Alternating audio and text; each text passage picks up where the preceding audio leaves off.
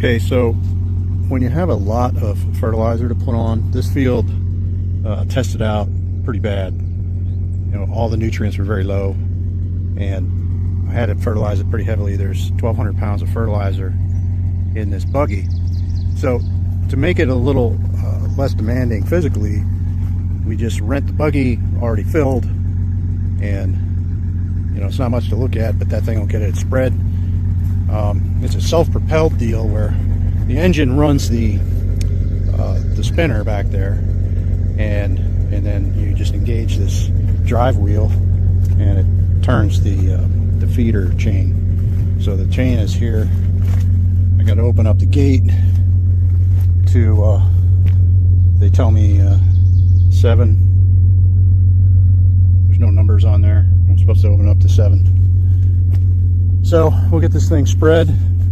Tomorrow we'll plant. All right. Okay, back the next morning after spreading the fertilizer. I'm going to try this pre-emergent residual herbicide, which I don't usually use, but if you look at what it's for, we have sorghum, we have sunflowers in my mix, we have some soybeans, peas.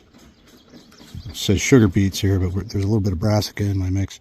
I'm going to put this in at a light rate. It's an off-brand dual magnum, and that'll prevent foxtail from coming up and a lot of these broadleaf weeds. Plus we'll put 1.5 quarts of glyphosate as a burn down, so that'll burn down everything that's here, and this stuff supposedly will keep the foxtail and other grasses from coming in the summer. All right, so 2.9 acres.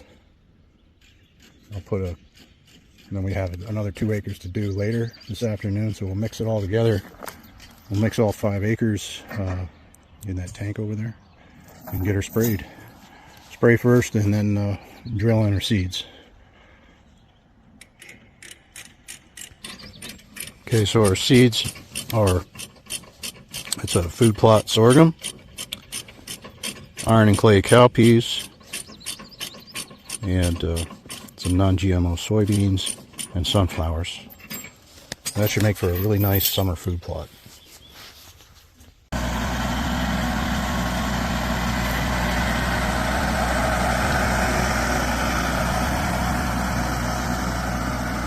This is a boomless sprayer, and it doesn't go real far, but it's great for when you're in the woods, so you don't have booms hanging out, or if you have real tall plants to kill, you don't have to worry about the booms getting destroyed by the vegetation.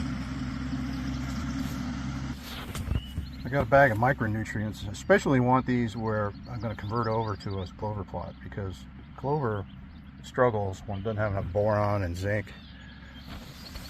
And these micronutrients are going to help a lot with the overall health of the plants, which translates into meat and antlers, right? So got plenty of seeds, ready to rock and roll. I'll just put that micronutrient package right in with the seeds. Getting a few seeds on top, but it seems like where the heavy root systems are, I'm getting a lot of seeds on the surface. I imagine the turkeys will be in here cleaning up all of that. This looks like a lot better here. Here's a sunflower, soybean. This looks good here. It's hard to get down through this stuff. A lot of duff layer there, but that'll rot down over time. Keeping my fingers crossed. Sunflowers are a little finicky, so is sorghum. So we'll see. It's almost done. 3 acres takes about an hour to plant. Okay, the next field is the old corn and soybean plot. So that didn't work because of the bears. And we're going to try the sorghum cowpeas this year and see if that makes a difference with the bears. Now down where it's green, I put in winter wheat and alfalfa. There's sparse alfalfa coming. Put that in last fall.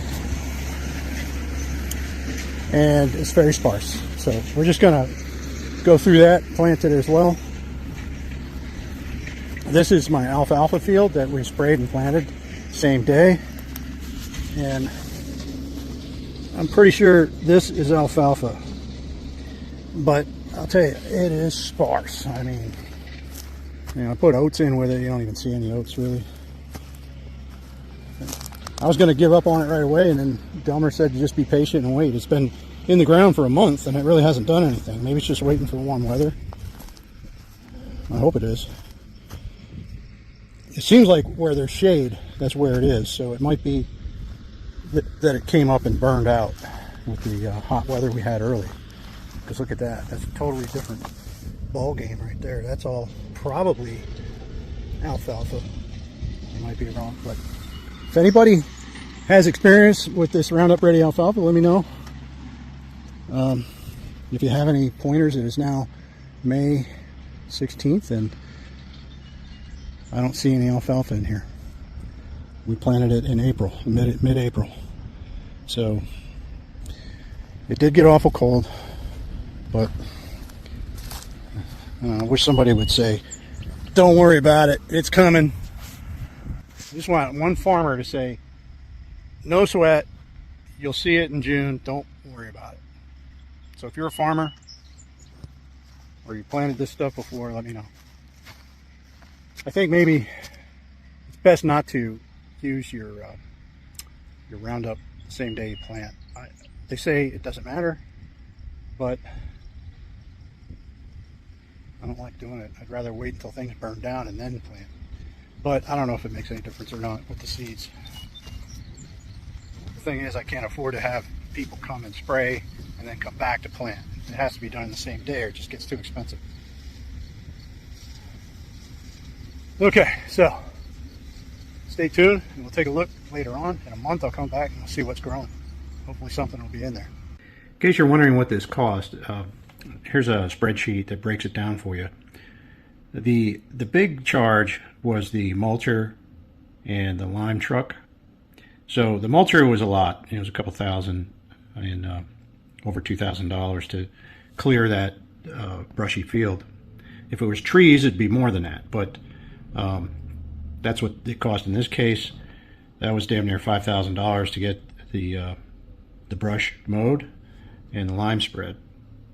And everything else, you have the fertilizer spreader. It needed a lot of fertilizer. Micronutrient package, my herbicide was $135. Seeds was $400. The planter and sprayer was $800. And then I didn't charge a lot for my time because I'm already up there doing a timber sale. So if you'd like to get some food plots put in, you want some timber work done, you want to plan, give me a call. It doesn't cost anything to call me. I can get your property up on Onyx and I'll take a look at it, discuss it, and if you want to go further from there, we can decide at that time. But call me anytime. My number's down below, and thanks for watching.